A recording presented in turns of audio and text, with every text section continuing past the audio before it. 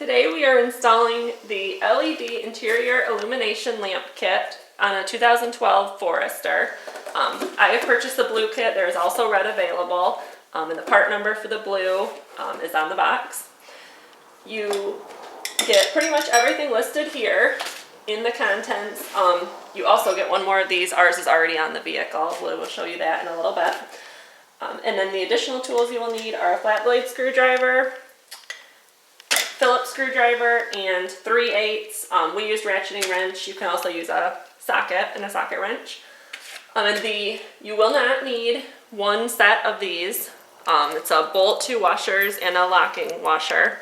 One of those you can set aside. That's only for the Impreza model. These kits work for both the Impreza and the Forester. And then you will get 2 sets of these, come already attached. For the Forester model, you need to detach the passenger one, the bracket from the LED light. So you will end up with one bracket. See, it's a little mangled. They're hard to get apart. You'll end up with one bracket that's unused. Those are only used on the Imprezas. Okay, in order to take the passenger one apart, I used needle nose pliers and pried around the edges to get it up, and then tried to slide it out as I was prying it. I didn't think the directions were well stated in that for the Impreza you did need to take that off. So just to let you know, that needs to come off because the passenger side is mounted with double-sided tape, whereas the driver's side you are using the bolt. So for the first step, you'll need your Phillips screwdriver, 3/8, 1 set of socket and washers, and then the driver's side LED light and bracket. Okay, so you're gonna mount this pretty much directly below the steering wheel. If you feel down, there's gonna be a hole and a cutout. The LED light pretty much sits in this cutout, and you're gonna use that hole to mount the bracket. Okay, now the order for mounting these, you're going to have the big washer first, then the little washer. The big washer is going to go underneath the plastic piece. The little washer will then go on top with the locking one. And this is what your completed bracket should look like.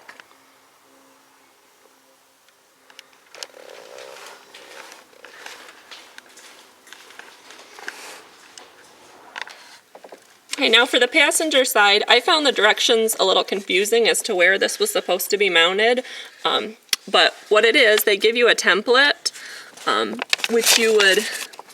these lines are supposed to match up with the lines on this side. You'll put your template right over where the lines are, where the lines should meet up, and then you're going to take I took a awl or some type of a sharp object, poke 4 little holes in the corner, and then when you bring it down, right where your 4 holes were is where this LED is going to mount. You're going to put your double-sided tape on it that they provide you, press and hold it there for a little bit to get it to stick, and that's where it's going to stay. The directions also say to drill a 1/2-inch hole over in this area. I didn't find that was necessary. You'll see once it's all put together, but I don't think that the wires are really in the way that they would need to go behind a hole. So I skipped that step.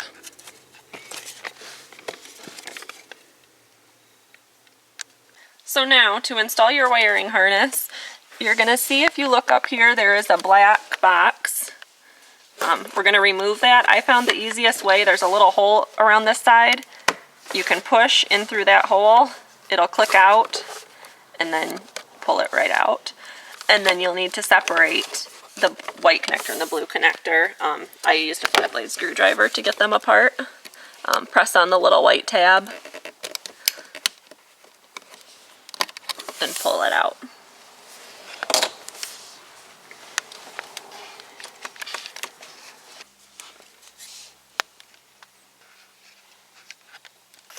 Okay, now we're on to installing the wiring harness. The longer wires with the black ends are going to go on the left and right sides, and then the shorter wires with the white ends will stay in the middle.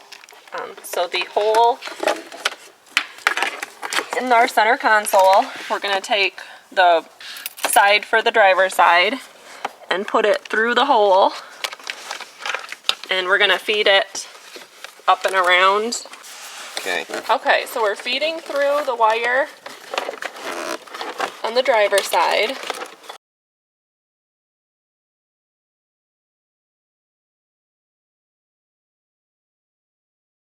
And if you put your hand through underneath the steering wheel, you should be able to reach back there and pull it through. And we'll leave that hanging for now. We'll connect it in a minute. The passenger side is a little more tricky. I found the key to that is opening the glove box. Hopefully your hand fits through this little section. Otherwise, if not, you might have to take the whole glove box off. But we're going to do the same thing. We're going to feed the wire up through and reach our hand through the glove box and try to grab it.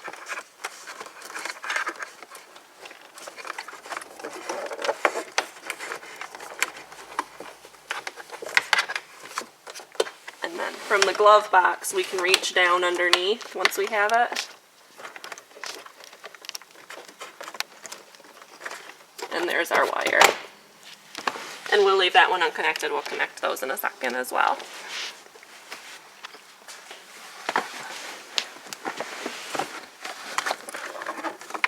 So now we're going to connect the center. The little white one that you originally disconnected in the beginning is going to attach to this longer white connector. I'm going to snap those in, and then take your piece that you originally pulled off. The little white connector is going to snap into that one. And then connect both your driver's and passenger sides.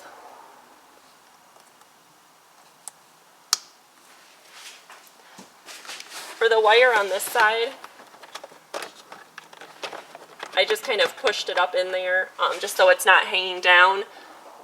But as you can see, I didn't really think the additional hole was necessary. Okay, now we're going to connect our two driver's side connectors.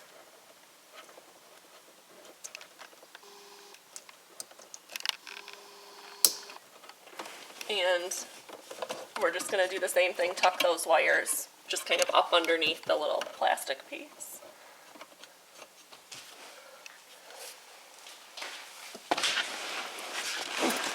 Now in the center, you'll push those black wires back, and we're going to pop our plastic piece back on.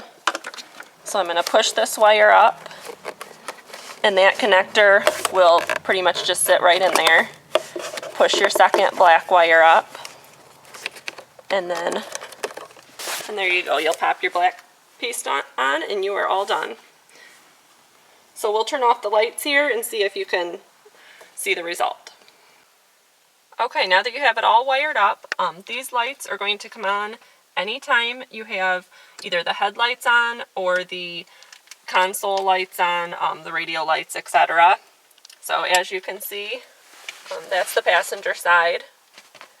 The passenger side, because of the way you mount it, is farther over to the center of the vehicle, not quite in the center of the passenger side. So I think a few people have had some complaints about that, but I think it lights up pretty well and looks nice. The driver's side is pretty much right in the center from where it's mounted, so there is a little bit of a better light on the driver's side. So here's the driver's side Footwell Illumination. This is 9:30 at night.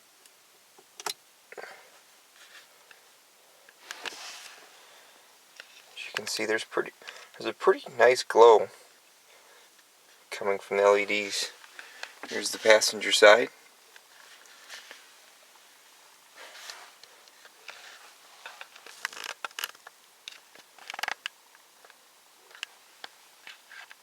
But all in all, I am very happy with this purchase. For only $50, I thought it was a pretty good deal.